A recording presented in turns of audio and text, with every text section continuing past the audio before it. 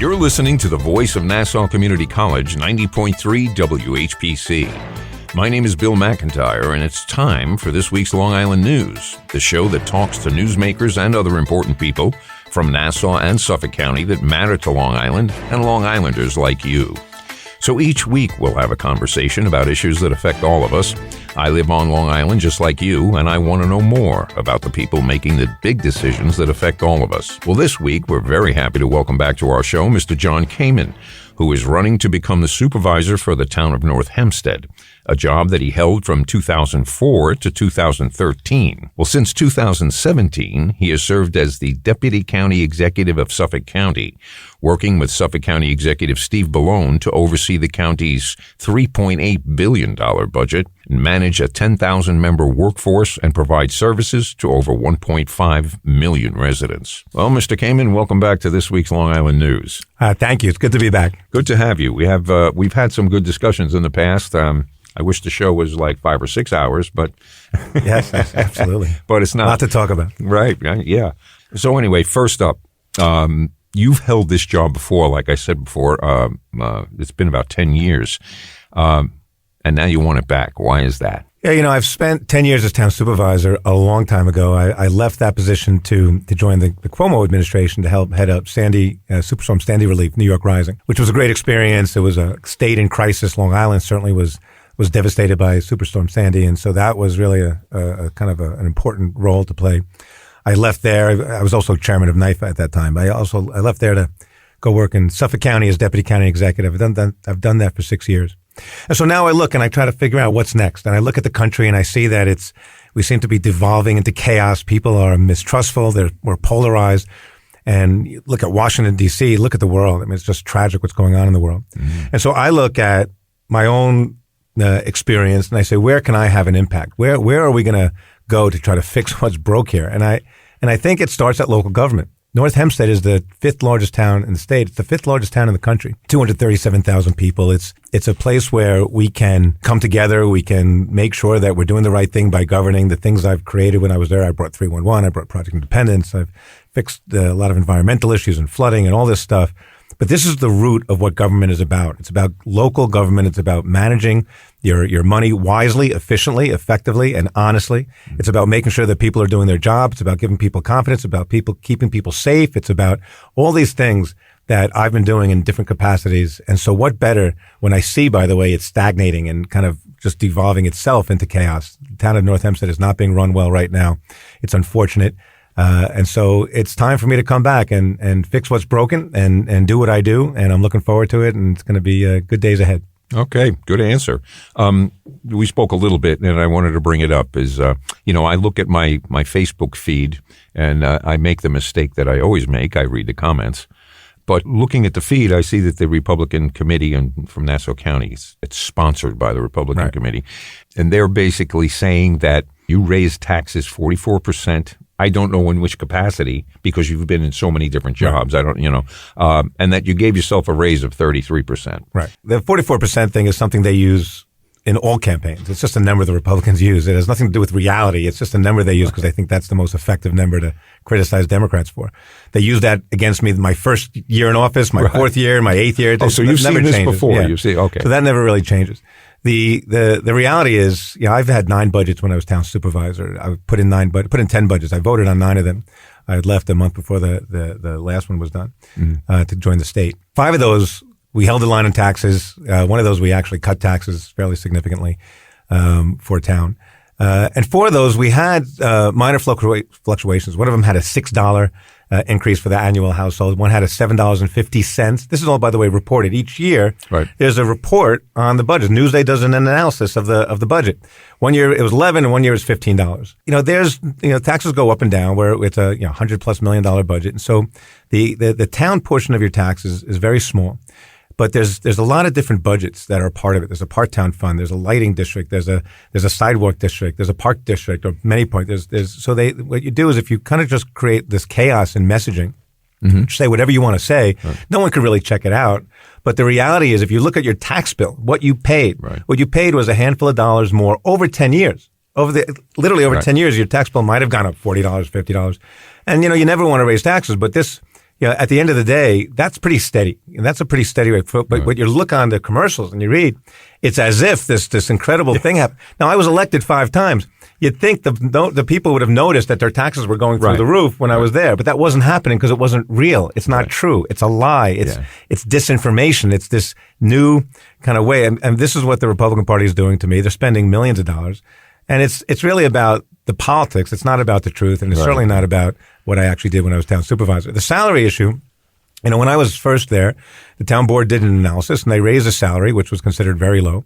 And so that was the first year. It was in the newspapers. It was on a public meeting. Whatever the salary was, it was $100,000. They raised it to $133,000. And for the next 9 years, it was the same salary. It was not something that anyone was mystified by. And again, the voters had 5 chances or 4 chances after that to say yes or no. And no one addressed it because it was considered inappropriate. Now, what's really interesting is my opponent, who's on every commercial and every mailing saying, how dare, she's criticizing the salary. She's accepted that same salary. She's taken that raise. She's been supervisor for 2 years. She took the raise in 2021. She took it in 2022. Or she took it in 2022. She's taking it in 2023. She's taking that raise. She's putting that money in her pocket while she's putting out ads saying, how dare Jon Kaiman take this money? It's just hypocritical. Yeah. And again, this is what I'm up against. I'm up against a party that wants to win so badly that they need to bring me down because they're afraid that if I win, you can have a Democrat in office in Nassau County, and that scares the crap out of them. And so they're doing everything they can to keep that from happening. But I have trust and faith in the people of North Hempstead, and I think we're going to see this through and we're going to be successful at the end. Well, it's interesting to think that the way that you put it, if let's just say in the year 2000, I saw my tax bill and it was, oh my goodness, it went up $7.50. Okay. And then 10 years later, now it's $15. Oh my God, Jon Kaiman raised my taxes 50%. Right. That's right. And that's what, cause they don't realize that your average, the general tax of the town, you look at a bill. I was with somebody last night. They showed me their tax bill. I said, oh, it's $5,000. I said, your town tax bill is probably $400. It was a nice house. So higher than the average, higher than the median. I said, it's probably between $400, $450. He's like, no, it's $5,000. I said, let's look at the bill. We looked at the bill. It was $462, his town tax. Now, the guy's paying, $20,000, $30,000 in taxes for all things combined. Right. But his town tax bill is $400 and something. And if that went up a few dollars, sometimes it goes up, sometimes it goes down. By the way, they reassess the values.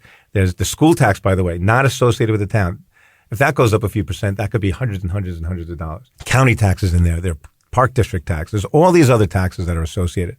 So the town tax has been held stable. We did a good job. Newsday reported it every single year. It was there for everyone to see. And people understood when I was there that we were doing a good job, and we got our money's worth. We brought in a lot of grants, tens of millions of dollars of grants. We got our money's worth in North Hempstead. We got things done. We made it one of the best places to live in America, according to Money Magazine. And so, the Republicans are just lying, and it's a shame. Yeah. Well, it's the same old story. An uneducated voter is somebody's best friend. Right. Right. And it's a shame because even if you attempted to educate the public on what it was they were looking at and getting all fired up about, most of them wouldn't watch. It's hard. It's hard to explain when someone spends $1 million just bashing you about, 44%, whatever it is. It's hard to explain this. It's hard to have this conversation the intricacies in a 30-second commercial or a 8.5 by 11 mail piece. So that's the challenge that I face. Yeah. I'm curious. Do you live in the town of North Hempstead? Yes, of course. I live in Great Neck. I've never left. I know I'm the deputy county executive of Suffolk County, but I got a waiver to work there because of my unique talents, I suppose you can say. So Steve Alone asked me to come out, but I work in Hop Hog, but I've always lived in Great Neck. I'm very active in my community, and I've always been so. Right. Okay. Now, so what are some of your big action items? Now, you're going to win back the job. Start with expanding town services. What services? What the town does is we have a public safety department, we have parks, we have roads.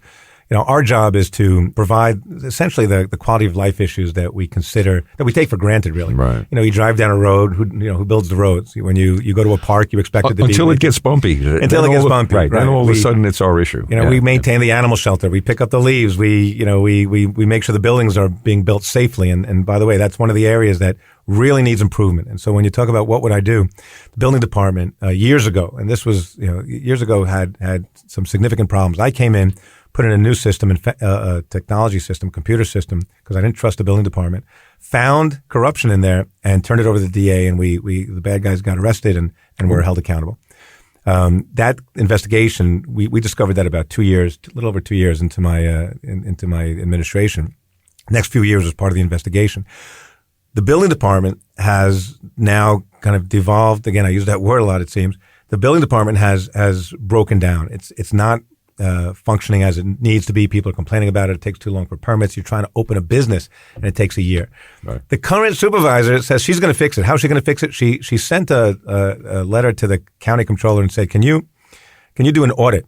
So for now, 18 months, 20 months, almost 2 years, we're waiting for this. She can't do anything until the county controller, who has nothing to do with the building department, pretty convenient. Has never audited a building department, doesn't audit that. That's not what they do.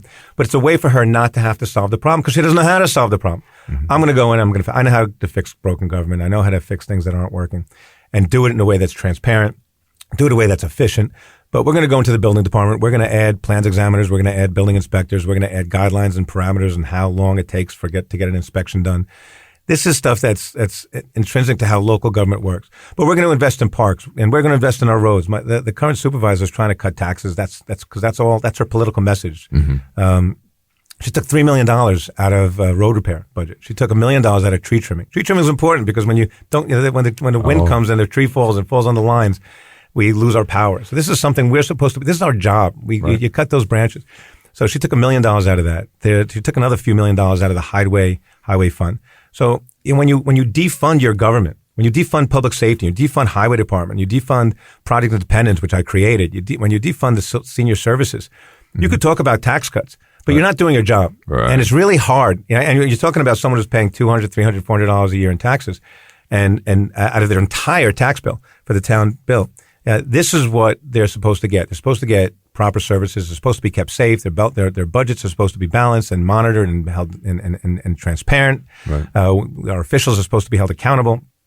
That's what I've always done. Right. That's what I've always done, very publicly, by the way. And everything's reported on my entire public career for 25 years. It's no secret. You could find me anywhere in the paper. So that's what I'm going to do. I'm going to focus on services and getting things done and fixing the problems that exist and using the resources we have to do it in a proper, accountable, and transparent way. That is very interesting to me as a viewer of political commercials. To say when a guy comes on and says, I'm going to cut taxes, as a citizen, I think, okay, where's the money going to come from? Right. Because it has to come from someplace. Right. So for any politician to suck all that money out of things that are already in progress, so you can go on television and say, I cut taxes. Yeah, it's a disgrace. And, the pothole, of course, they'll fill the pothole a week before Election Day. But, the reality is we're supposed to maintain our streets. You take the money away, then you're not doing your job. We pay a lot of money for our houses in Nassau County. Yeah. We invest in our houses, our schools. We expect the roads to be safe, the buildings to be safe. We expect our parks to be maintained and clean and attractive. And that's what this money goes for. But if you take away all the money, then you can't help and serve your public. You can have that commercial that says you cut taxes, right. and people are always frustrated about how much they pay. They need to know that the money is being spent wisely, efficiently, that we're not wasting their money, that we can be trusted with their money. Yeah. That's the job of the public figure, the public officials. And that's what I've always done and will continue to do. Well, and with that trust, the next time someone says, we're gonna need to raise taxes a few bucks, people would probably have no problem with it. Well, and the truth is, when I served last time, when taxes went up $6, and maybe your house is worth a little more, so it was $10. Maybe your house was a little less, so it was $4. People understood that. That was not breaking their bank. Nobody wants any bill to go up. We understand that. Yeah. But they also want to know that they're getting value for their money. Mm-hmm. And if everyone chips in an extra $6 and we can create a program like Project Independence where we could help seniors, 30,000 seniors age in place and have a better quality of life and create a better environment in our town, or we can fix a park or build a ball field, do the things that we want for our kids.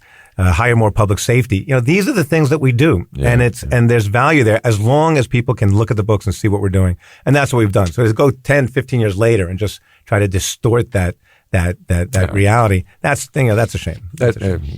Well, that's easy. Yeah, right, exactly. I think one of the biggest issues that I've heard from the seniors is school taxes.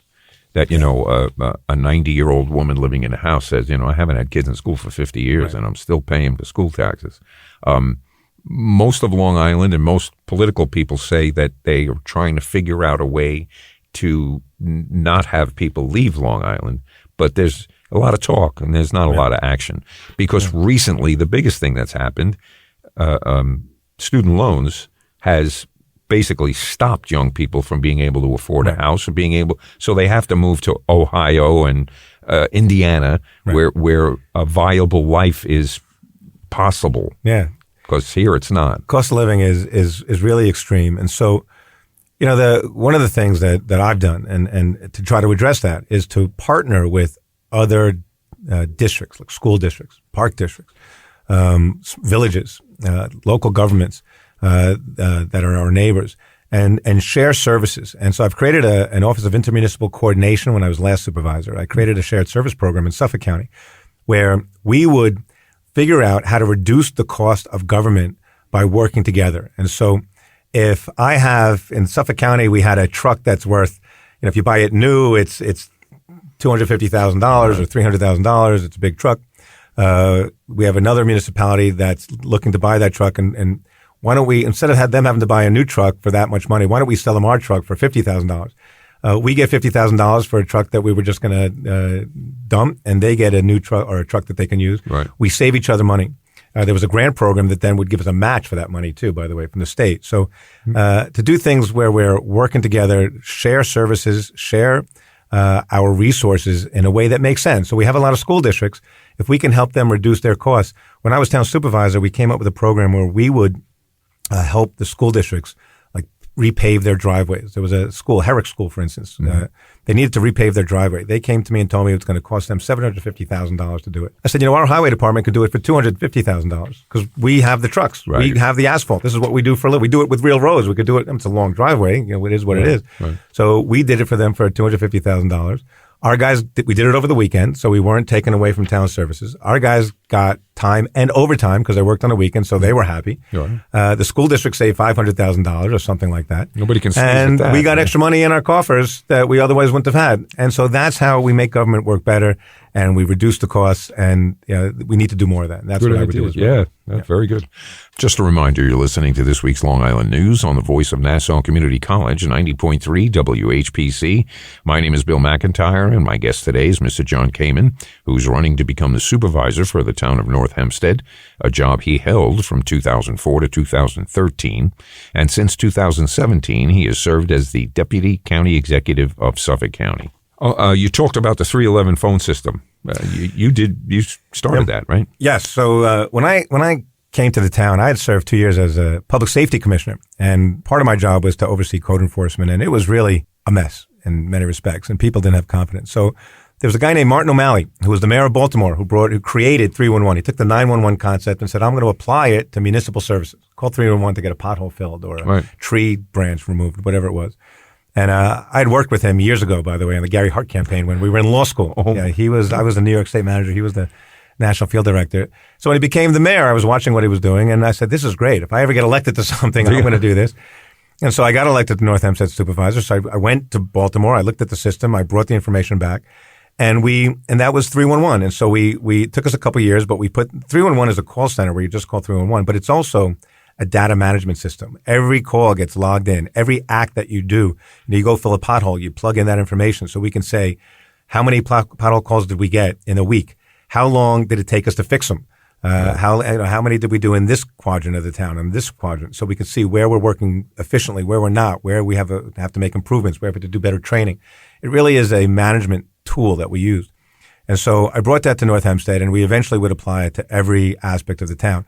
When I created Project Independence, for example, another program to help our seniors age in place, seniors would call 311 and they would be able to get a taxi ride to a supermarket. And we had a partnership with taxi companies.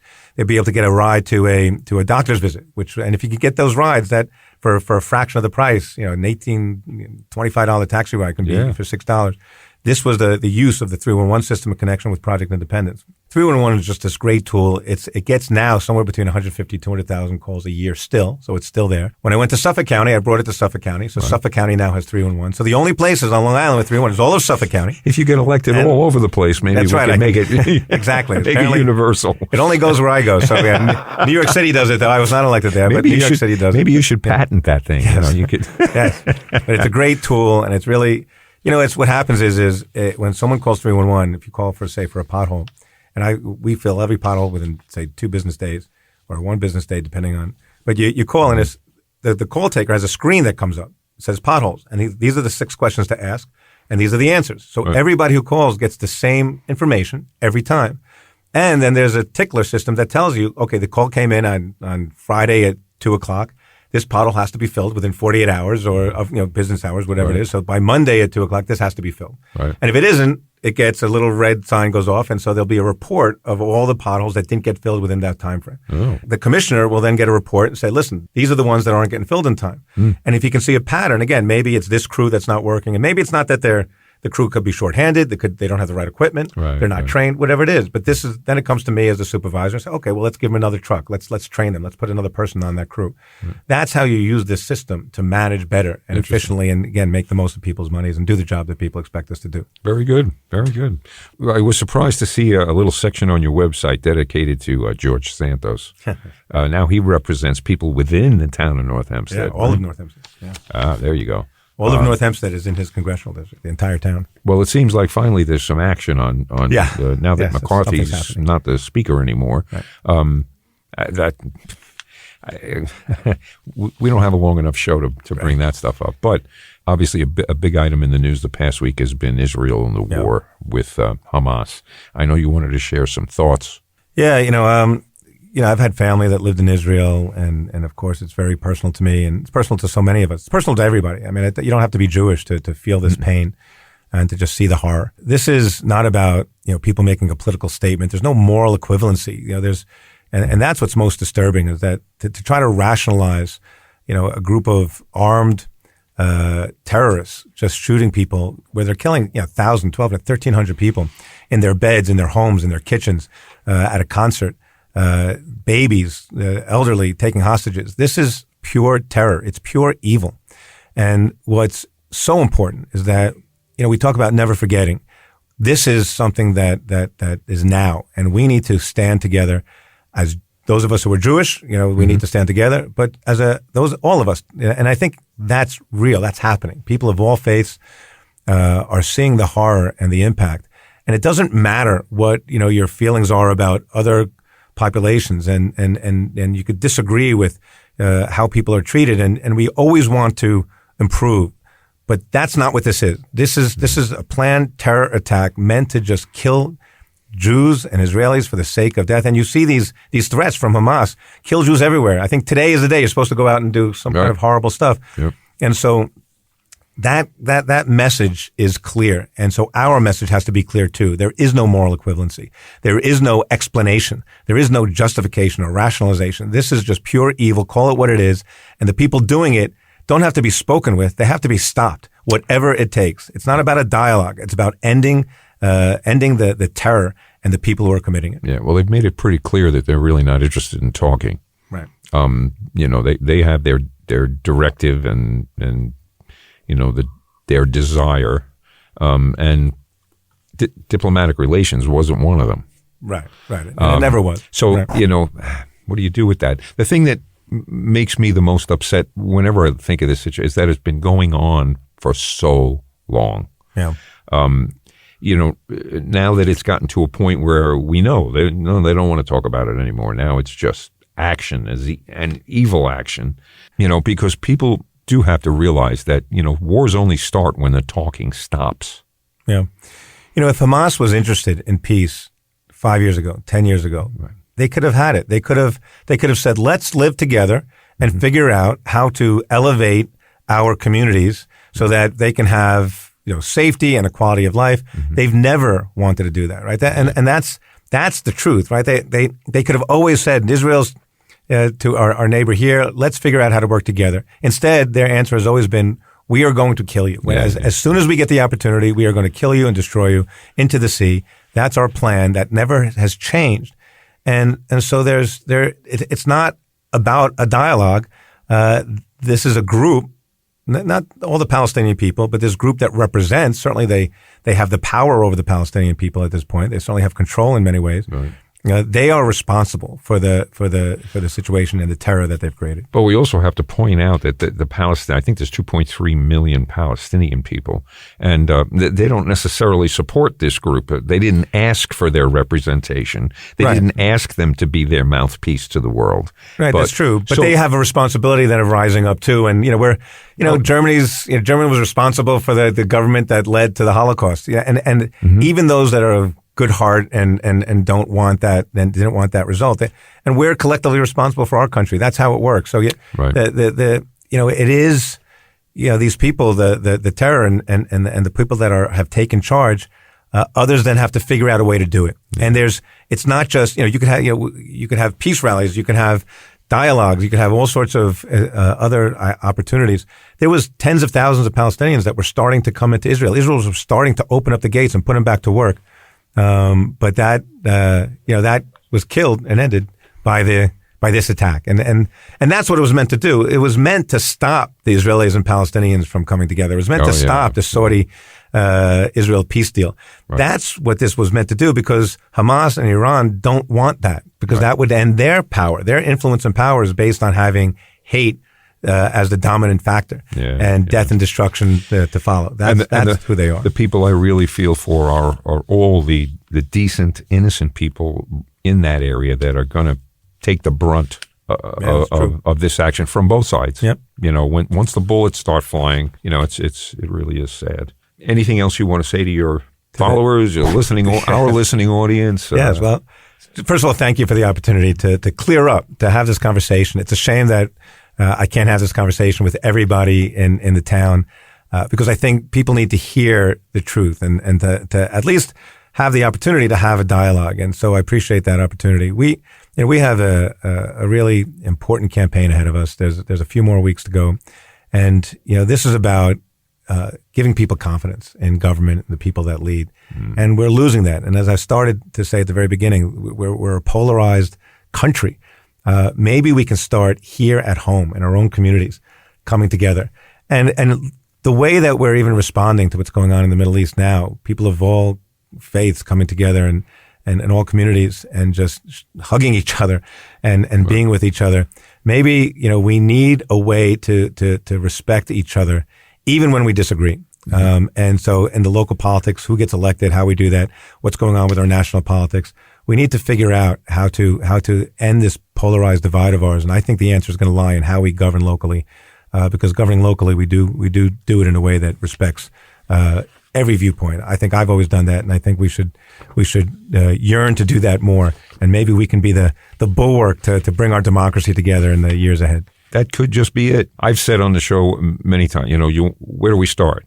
And my answer is, we start by you holding the door for the guy behind you, without asking who his parents are, where he came from, what his religion is, what his job is, or what his politics are.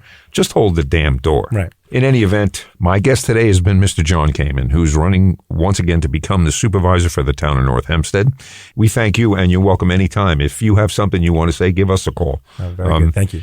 And good luck with the campaign. We'll be watching. Thank you. But the clock on the wall says it's time for this week's Long Island News to get on out of here. I'm Bill McIntyre, and remember, you can listen to us by searching for this week's Long Island News wherever you listen to podcasts. And we're right here every Friday on the radio at 3 p.m. on the voice of Nassau Community College, 90.3 WHPC.